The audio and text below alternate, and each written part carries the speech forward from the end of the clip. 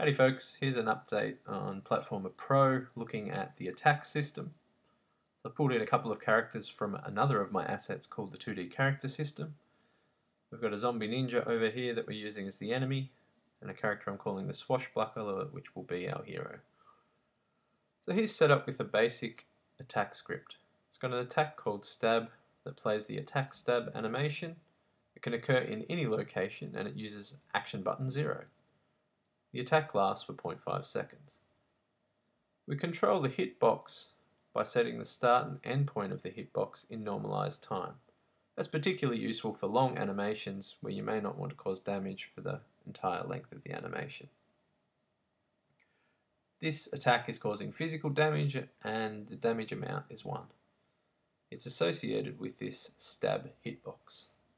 So if we go to the scene, we turn on the collider, we can see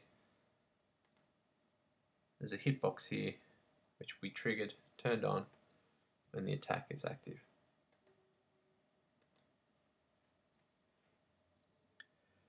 So let's press the key and we see that we do the slash. And our enemy over here is configured using a simple enemy AI script which basically says when the character's within this distance, if they're on this layer, so this is the character layer, but you could have enemies that attack other enemies or only certain characters by setting the layers up, it will transition from patrol to attack. And it'll make a decision on what to do every 0.2 seconds. So the decision interval's a great way to control both your enemy responsiveness and how much resources are consumed by your enemy. If you make it smaller, your enemies will become more responsive, but they'll be running their decision logic more frequently. An enemy has a similar kind of attack setup to a player. Some of those fields are ignored. They also have a cooldown, which is basically the time between attacks. So getting back over to Swashbuckler, let's go fight some ninjas. So I'm trying to get him from behind. I'm a little bit quicker than him. If I do let myself get hit, you see I take damage. Now I think he has 3 health, so if I hit him again, he will die. And there's the attack system. Let's add a little bit of flair to our example. Let's drop an event responder on the zombie. And firstly, when he dies, instead of hanging around on the screen, what we might do is make him disappear. So when the character dies, we're going to respond to that by deactivating the zombie game object, but we'll wait 4 seconds to give the animation time to play. We're also going to add another action to when the character dies, and we'll play some audio. This time with no delay. Let's add another event responder, again to the zombie. This time when he takes damage, we're going to play some audio and we'll play a different sound. And I've set up the character to do something similar. So when the character's animation state changes to attack stab, I'm going to play an audio called swing.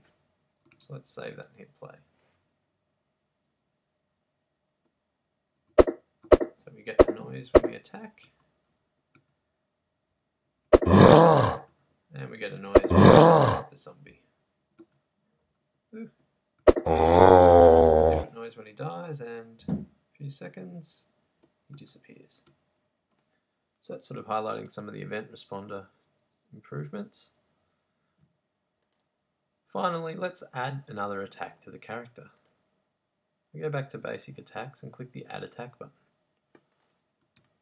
We'll call this attack kick. We'll use the attack kick animation, and we'll say that he can only do it when he's on the ground.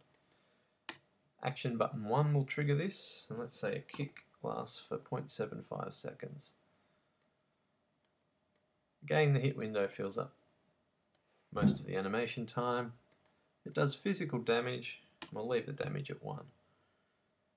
Now, we could use the stab hitbox again, but instead let's create a new hitbox. And what I like to do is go to the sprite, pick the kick sprite somewhere in the middle. That's about the middle point of the kick. Flick over to our scene view, and now we can adjust this hitbox to match that attack.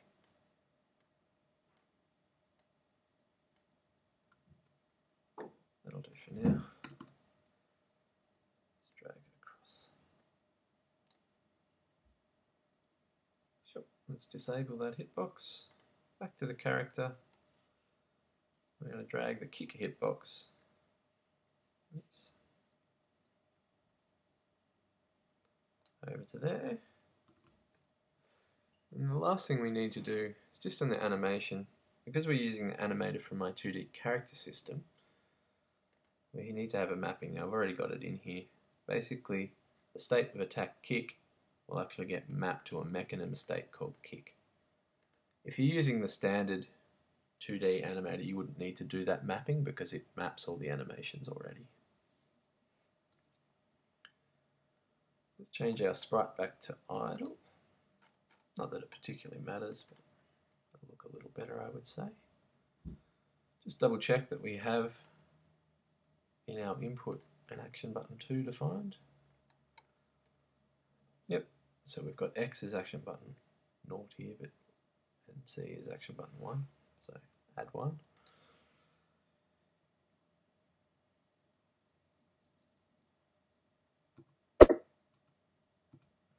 So we can kick,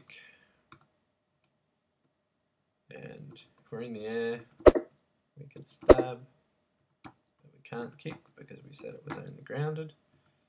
Now it's got a pretty small hitbox, so I might have to get pretty close to the zombie. I'll try and get behind him so he doesn't hit me. Oops, I used the wrong button. Let's kick him. See, and the kick's causing damage.